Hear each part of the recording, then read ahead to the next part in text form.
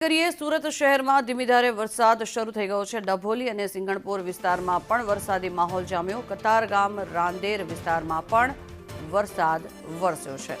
ડભોલી અને સિંગણપુર વિસ્તારમાં વરસાદી માહોલ જામ્યો છે। આ દ્રશ્યો સંદેશ ન્યૂઝ પર ટીવી સ્ક્રીન પર આ સુરતના આ દ્રશ્યો કે જ્યાં વરસાદી માહોલ જામ્યો છે। વધુ માહિતી મેળવીએ સંવાદદાતા મનીષ પરમાર જોડાયા છે આપણી સાથે। મનીષ, છેલ્લા ઘણા દિવસોથી સુરતમાં વરસાદી માહોલ જામેલો છે, ફરી વહેલી સવારથી જ ધીમી ધારે શરૂ થયો છે।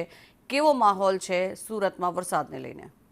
જી જગના, બિલકુલ વાત કરીએ તો સુરત શહેરમાં વાતાવરણમાં અચાનક જ પલટો આવ્યો છે, કારણ કે રાત્રિ દરમિયાન ભારે ઉકાળો અને ગરમી પડી રહી હતી, પરંતુ વહેલી સવારે કાળા ડિબાંગ વાદળ સાથે છાયા વાતાવરણ સાથે અત્યારે વરસાદ વરસી રહ્યો છે। સાથે ભારે પવન પણ ફૂંકાઈ રહ્યો છે। જોઈ શકાય છે કે ભારે પવન સાથે વરસાદ વરસી રહ્યો છે। જે રીતના સુરત શહેરમાં વરસાદ વરસી રહ્યો છે, ક્યાંક ને ક્યાંક આજે આફતનો વરસાદ સાબિત થઈ રહ્યો છે, કારણ કે જે ખેડૂતો છે તે ખેડૂતો કેરીનો પાક અને જે કહેવાય કે જે બીજા બાજુ વાત કરીએ તો મંડપ જે લગ્ન સિઝનની જે બાંધ્યો હતો તેને ભારે નુકસાની વેઠવાનો વારો આવ્યો છે, કારણ કે અત્યારે લગ્નની સિઝન ચાલતી હોય છે અને જે મંડપ બાંધ્યો હોય છે, ડેકોરેશનનું કામ કરતા હોય છે, ત્યારે અચાનક જ છેલ્લા 2-3 દિવસથી વરસાદ વરસતા જે કહેવાય કે લોકોને ભારે નુકસાની વેઠવાનો વારો આવ્યો છે। ત્યારે સુરત શહેરમાં અત્યારે જે વરસાદ વરસવાનું શરૂ થઈ ગયું છે ને ખાસ કરીને વાત કરીએ તો કતારગામ, અમરોલી, રાંદેર, મોડા ભાગર, વેડરોડ, કતારગામ સહિતના જે વિસ્તારો છે તેમાં અત્યારે ભારે વરસાદ વરસી રહ્યો છે, ભારે પવન અને જે કહેવાય કે કાળા ડિબાંગ વાદળ સાથે।